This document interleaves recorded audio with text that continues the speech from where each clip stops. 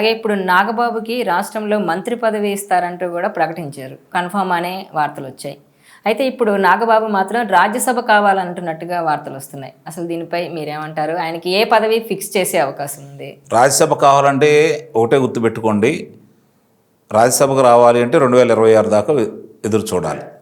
ఒకవేళ ఇప్పుడు విజయసాయిరెడ్డి స్థానం అతనికి ఇస్తారనే దాని మీద ఒక మీమాంస కూడా ఉంది.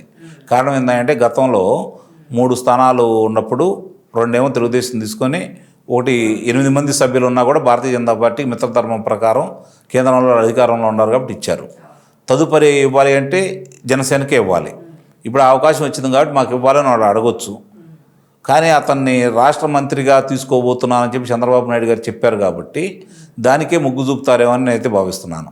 అంటే శాసనమండలి సభ్యుడిని చేసి ఆ తర్వాత మంత్రిని చేస్తారనే భావనలో అయితే ఆయన వ్యక్తం చేయడం కూడా జరిగింది. కాబట్టి ఆ విధంగా ముందుకెళ్తారా, లేదు ఇప్పుడు అవకాశం వచ్చింది కాబట్టి చాలామంది ఏమని భావిస్తున్నారంటే అతనికి రాజ్యసభ మీదే కొంచెం మక్కువ ఎక్కువ అనే భావనలో ఉన్నారు. ఒకవేళ అలా కనుక అయితే కేంద్రంలో కూడా మంత్రి పదవి ఇస్తారనే ఊహాగానాలు వినపడుతున్నాయి. కాబట్టి ఎందుకంటే 2 లోక్సభ సభ్యులకు సంబంధించి వాళ్ళకి అవకాశం ఇవ్వలేదు కాబట్టి రాజ్యసభ కూడా వస్తే ఆ రాజ్యసభ తరపున అతనికి అవకాశం రావచ్చని భావిస్తున్నారు. ఒక రకంగా అది అవకాశం కూడా ఉంది, మనమైతే కొట్టిపారేయలేము.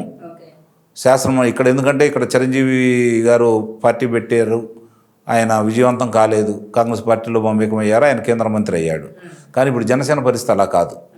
వాళ్ళు మొట్టమొదటిసారి ఎన్నికల్లో పోటీ చేసినప్పుడు వాళ్ళకి విజయాలు రాకపోయినా 2019లో 2024లో 100% వాళ్ళు విజయం సాధించారు. కాబట్టి ఎట్టి పరిస్థితుల్లో కూడా వాళ్ళు ఒక రాజకీయ పార్టీగా ఎమర్జ్ అయ్యారు కాబట్టి వాళ్ళకి అవకాశం ఉంటుంది. కాబట్టి ఆ అవకాశాన్ని ఈరోజు ఇప్పుడు ఇక్కడ ఉన్న పవన్ కళ్యాణ్ గారు డిప్యూటీ సీఎంగా ఉన్నారు కాబట్టి వాళ్ళ అన్నకి రాజ్యసభ ఇస్తారు, ముందాకాల రాష్ట్ర మంత్రిగా చేస్తారని భావించినా కూడా ఇప్పుడు జరుగుతున్న సమీకరణ ప్రకారం ఆయనకి రాజ్యసభ ఇస్తారు, కేంద్రంలో అవకాశం ఇస్తారని చెప్పి అయితే ఎక్కువ మంది భావిస్తున్నారు.